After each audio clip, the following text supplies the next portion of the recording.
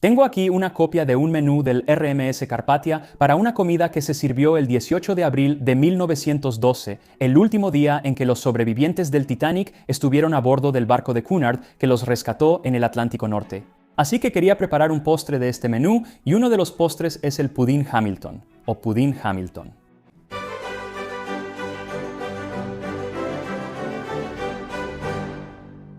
Así que tuve muchos problemas para encontrar información sobre el pudín Hamilton. Busqué en todos mis libros de cocina antiguos de finales del siglo XIX y principios del siglo XX y nada, y tengo muchos libros de cocina. Así que finalmente decidí intentarlo una vez más y revisar los periódicos de la época y, para mi sorpresa, encontré una mención del domingo 9 de agosto de 1903 en la Gazette de York, Pensilvania. E incluso tenía una receta para el pudding Hamilton. Forra un molde para pie con una buena masa quebrada y cubre el fondo con una capa de mermelada de chabacano. Luego, rellena con la siguiente mezcla. Bate 3 onzas de mantequilla con la misma cantidad de azúcar superfina. Luego agrega las yemas de 2 huevos bien batidas y la clara de uno. Agrega poco a poco, tamizando 3 onzas de harina y aromatiza con unas gotas de esencia de vainilla. Hornea en un horno moderado y cuando esté casi listo, bate la clara de huevo restante a punto de nieve y colócala encima en montones gruesos. Regresa el pudín al horno hasta que esté ligeramente dorado, y por eso me encantan los periódicos antiguos. Puedes encontrar prácticamente cualquier cosa ahí porque solían imprimir absolutamente de todo, y no solo eran recetas, también incluían chismes de pueblos pequeños. Y parte de esos chismes es lo que llegamos a conocer cuando una genealogista conocida como Ginny the Blogger aquí en YouTube hizo una investigación profunda sobre la historia de mi familia. Y resulta que tenemos algunos trapitos sucios y él hizo algunos videos sobre eso. Y uno de esos videos ya está disponible, así que pondré un enlace a eso en la descripción. En cuanto al nombre del pudín Hamilton, desafortunadamente el periódico no me dio mucha información y no pude encontrar nada, así que no estoy seguro de dónde proviene el nombre Hamilton. Tal vez lleva el nombre del duque de Hamilton, que está en Escocia, creo, pero no lo sé con certeza. Pero independientemente del nombre, suena delicioso. Así que para empezar, necesitaremos hacer nuestra base, para lo cual necesitarás una taza y un cuarto o 150 gramos de harina media cucharadita de sal, una barra o 113 gramos de mantequilla sin sal cortada en cubos y de 2 a 3 cucharadas de agua helada. Primero, bate la sal con la harina y luego comienza a incorporar la mantequilla a la harina con los dedos hasta que esté bien mezclado y tengas una mezcla arenosa agradable. Luego agrega solo la cantidad de agua necesaria para que la mezcla se una. Comienza con 2 cucharadas y solo agrega más si es necesario. Una vez que la mezcla se una y forme una masa, amásala 2 o 3 veces y dale forma de disco. Luego envuélvela en plástico y ponla en el refrigerador durante aproximadamente media hora para que repose. Después, sáquela y extiéndela en un círculo delgado y úsala para forrar un molde bajo para tarta. Y para asegurarnos de que no quede húmedo en la base, vamos a hornearla en blanco, así que cúbrela con papel aluminio o papel para hornear y llénala con frijoles para hornear.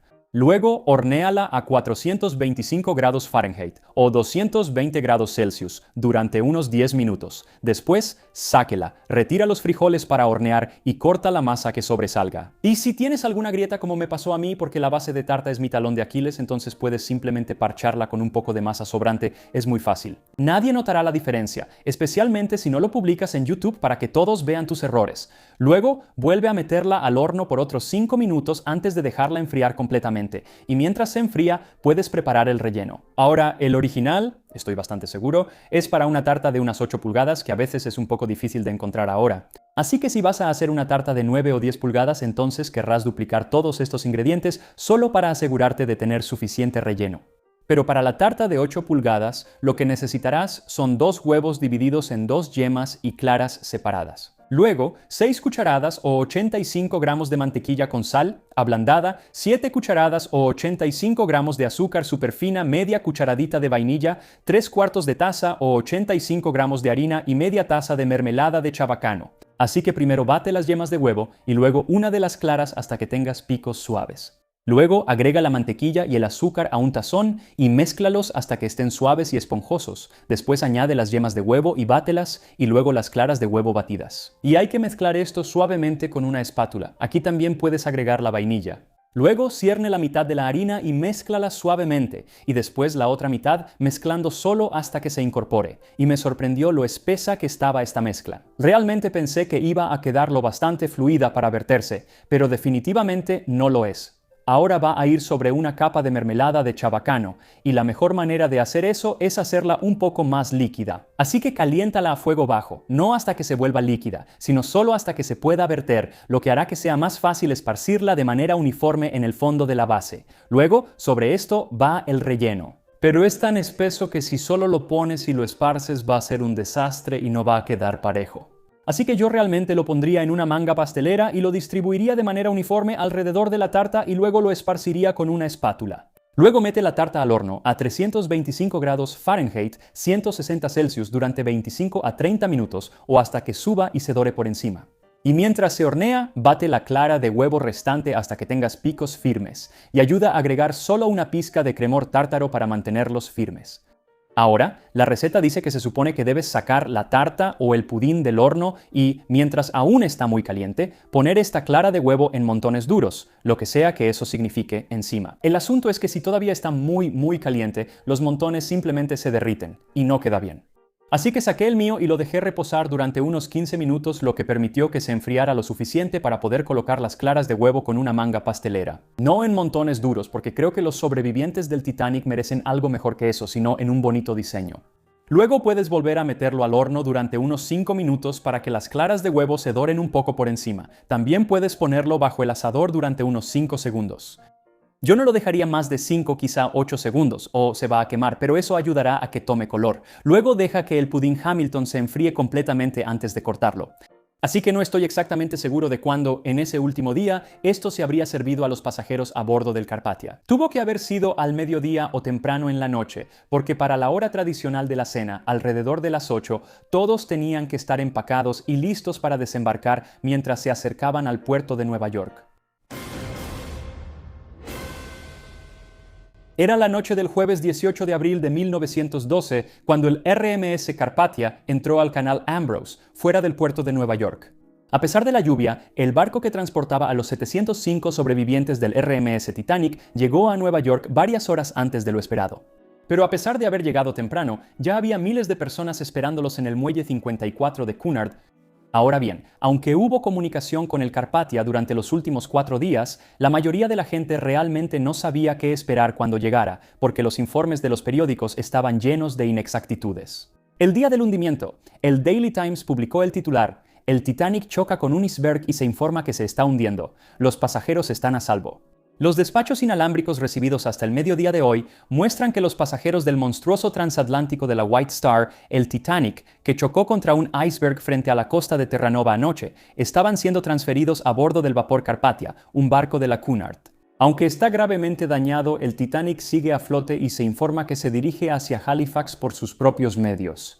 Otro periódico coincidió en que todos estaban a salvo, pero dijo que el Titanic ahora estaba siendo remolcado a Halifax por el transatlántico Virginian de la línea Allen. Y las autoridades, que deberían haber tenido mejor acceso a la información, parecían igual de desinformadas en ese primer día. Philip Franklin, vicepresidente de la International Mercantile Marine, incluso después de saber que la comunicación con el barco se había perdido, emitió un comunicado diciendo: "Tenemos absoluta confianza en el Titanic. Creemos que el barco es absolutamente insumergible, y aunque puede haberse hundido de proa, sabemos que el barco permanecería a flote. No le damos importancia al hecho de que no se estén recibiendo mensajes Marconi del barco".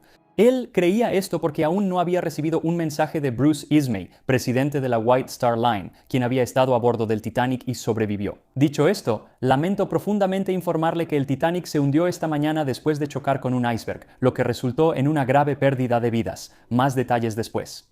Ismay.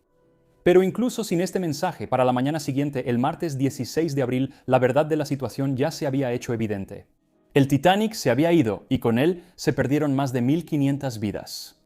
El Carpathia había enviado listas de los sobrevivientes, pero al igual que los primeros informes, estaban llenas de inexactitudes. Lo que era seguro era que el Carpathia, al que muchos periódicos ahora llamaban un barco de la muerte, se dirigía a Nueva York y llegaría en algún momento de la noche del 18 de abril.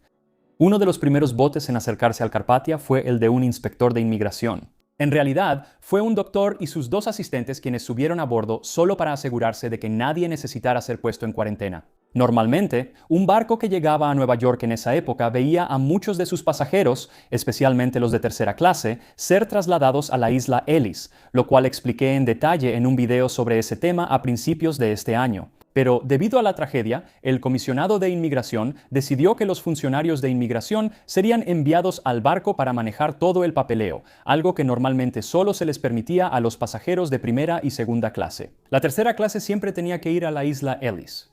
Desafortunadamente, el comisionado de inmigración también se dio cuenta de que muchos de esos pasajeros de tercera clase lo habían perdido todo, incluyendo cualquier documentación que pudiera permitirles entrar al país. Y por eso muchos de ellos tendrían que ser rechazados y enviados de regreso a Europa, pero esos inspectores no los verían hasta que llegaran al muelle. Por ahora solo estaban el doctor y sus asistentes. Aunque además de ese barco de inmigración, el Carpathia estaba rodeado de otras pequeñas embarcaciones y remolcadores, muchos de los cuales habían sido contratados por la prensa para llevarlos al barco con la esperanza de ser los primeros en conseguir entrevistas con los sobrevivientes. Comenzaron a gritarles a los pasajeros en la cubierta, preguntándoles si eran sobrevivientes, y si respondían afirmativamente, entonces les hacían preguntas sobre el horrible suceso o sobre quiénes habían sido salvados, quiénes estaban entre ellos. Principalmente, a quienes les interesaba eran los ricos y famosos, personas como John Jacob Astor, Benjamin Guggenheim y George Widener, todos los cuales se hundieron con el barco. En un momento, varios periodistas intentaron abordar el barco para tener mejor acceso, pero el capitán de la Carpathia, Arthur Rostron, amenazó con que a cualquiera que lo hiciera le dispararían. Se había esforzado por proteger a los sobrevivientes de la prensa tanto como fuera posible, aunque en vano, ya que desde el principio había un miembro de la prensa a bordo del barco. Carlos Hurd, reportero del St. Louis Post-Dispatch, y su esposa Catherine iban rumbo a unas vacaciones en Europa cuando su barco recogió a los sobrevivientes del Titanic. Y él estuvo ahí para presenciar cómo las mujeres, algunas con chales baratos sobre la cabeza, otras con las capas de piel más costosas, subían por el costado del barco. Ahora, el capitán Rostron sabía que Hurd estaba a bordo y sabía a qué se dedicaba, así que le prohibió entrevistar a cualquiera de los sobrevivientes. Déjenlos tener un momento de paz. Pero él era un hombre de prensa, así que, por supuesto, sí entrevistó a los sobrevivientes, solo que de manera encubierta, y tomó notas y de hecho escribió un artículo completo que iba a entregar a Charles Chapin, quien era el editor del New York Evening World, el periódico hermano del suyo. Así que Chapin contrató el remolcador más rápido que pudo encontrar y salió a encontrarse con el Carpathia. Nuestro remolcador navegó al lado y cuando gritamos por megáfono por el hombre del Post-Dispatch, él se inclinó mucho sobre la barandilla desde una cubierta superior y dejó caer un paquete de manuscritos atado a un salvavidas en mis brazos extendidos. Hurd también había envuelto el artículo en lona impermeable solo para asegurarse de que estuviera seguro y a la mañana siguiente ya estaba impreso. Pero mientras que Carlos Hurd es considerado el primer periodista en obtener la historia de los sobrevivientes del Titanic, la suya no fue la única historia que aparecería en los periódicos al día siguiente. Primero estaba el relato del propio operador inalámbrico junior del Titanic, Harold Bride.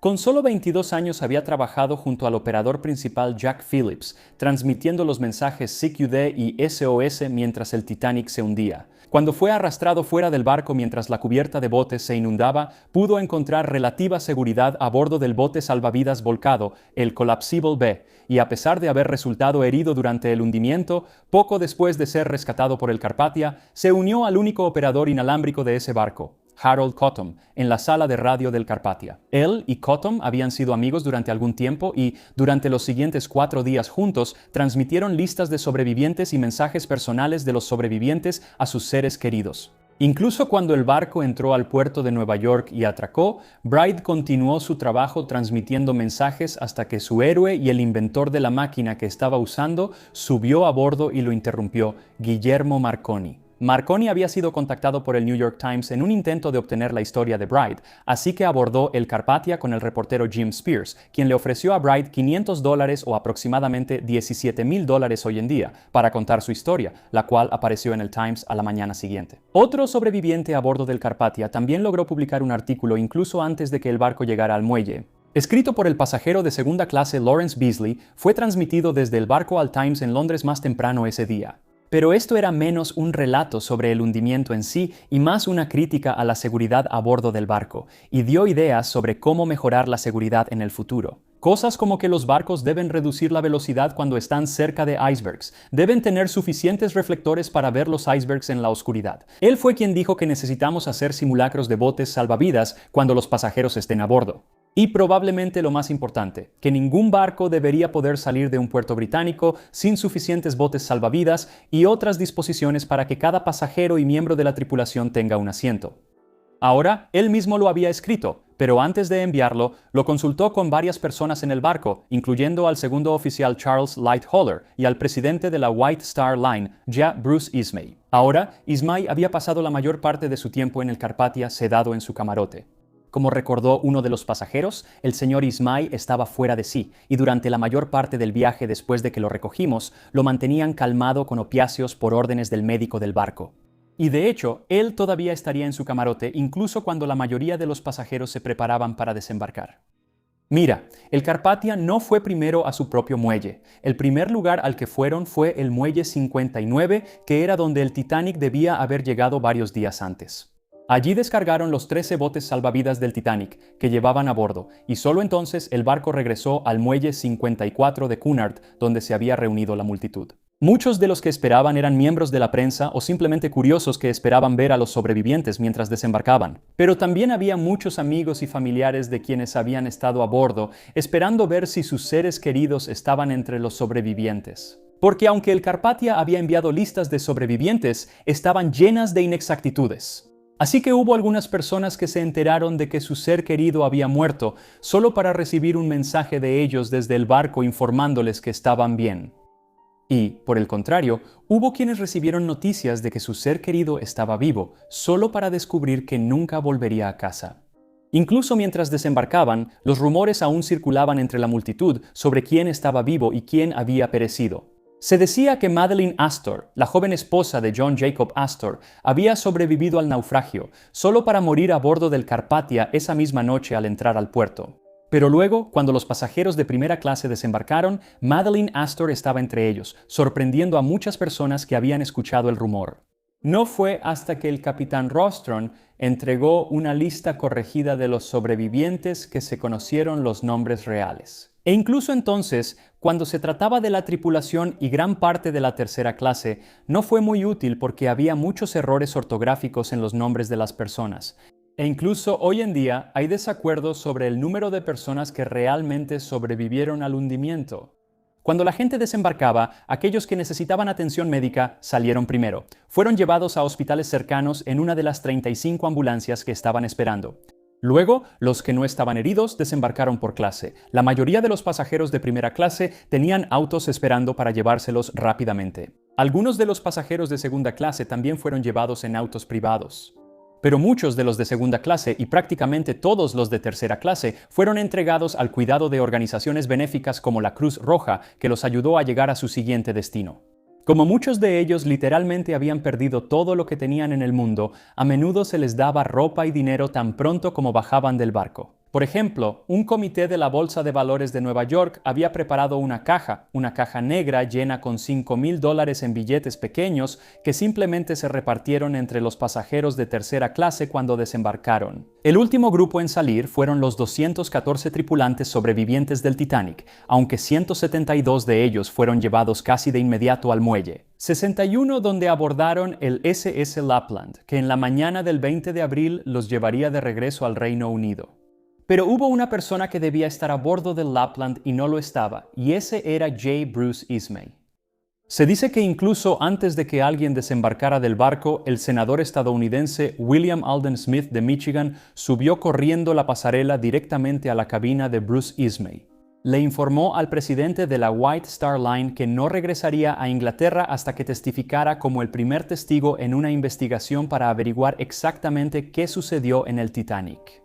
La investigación, que se llevó a cabo en el Salón Este del Waldorf Astoria, comenzaría a las 10 de la mañana. A la mañana siguiente con el testimonio de Bruce Ismay diciendo: «En presencia y bajo la sombra de una catástrofe tan abrumadora, mis sentimientos son demasiado profundos para expresarlos con palabras. Solo tengo que decir que la White Star Line, sus oficiales y empleados harán todo lo posible para aliviar el sufrimiento y el dolor de los sobrevivientes y de los familiares y amigos de quienes han perecido». El Titanic era lo último en construcción naval. El canal de YouTube Ocean Liner Designs, a quien tengo que agradecer por ayudarme con este y el otro video sobre el Carpathia, de hecho tiene un video maravilloso sobre el confuso desastre que fue la primera investigación del Titanic. Así que pondré un enlace a eso en la descripción y te sugiero que lo veas mientras comes tu pudín Hamilton. Y aquí estamos. Pudín Hamilton, tal como se sirvió a los sobrevivientes del Titanic a bordo del Carpathia. Así que tuve que quitarle la clara de huevo al mío porque soy alérgico si no está completamente cocida, así que no queremos que eso pase, pero de todos modos voy a darle una mordida aquí. Sin clara de huevo.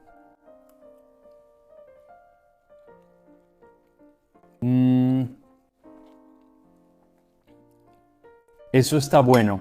La textura no es lo que esperaba. Es firme y sin embargo un poco desmoronadiza. Es como una masa quebrada firme, incluso el relleno, pero el sabor es simplemente maravilloso. No es muy dulce. ¿Sabes a qué me recuerda? Si alguna vez has probado esas galletas de Knott's Berry Farm con una cucharadita de mermelada en el centro, así es como sabe. Es como una galleta de vainilla y mermelada. Esta es mermelada de chabacano. Creo que podrías cambiar la mermelada por la que quieras. Eso está realmente bueno. Y es realmente bastante fácil. Esto sería genial para el Día de Acción de Gracias o Navidad. Podrías hacer esto para casi cualquier ocasión. Eso está realmente bueno. Y como dije, no es demasiado dulce, así que puedes comer mucho, lo cual haré. Así que realmente tengo que preguntarme por qué esto prácticamente desapareció. Como dije, casi no pude encontrar ninguna mención de esto en ningún lado. Y no estoy seguro de por qué, porque es absolutamente maravilloso. Probablemente hoy no lo llamaría un pudín, lo llamaría una tarta. Eso no lo hace menos delicioso, así que si no viste el primer video que hice sobre Carpathia, haré que aparezca después de este y pondré un enlace en la descripción. Y nos vemos la próxima vez en Tasting History.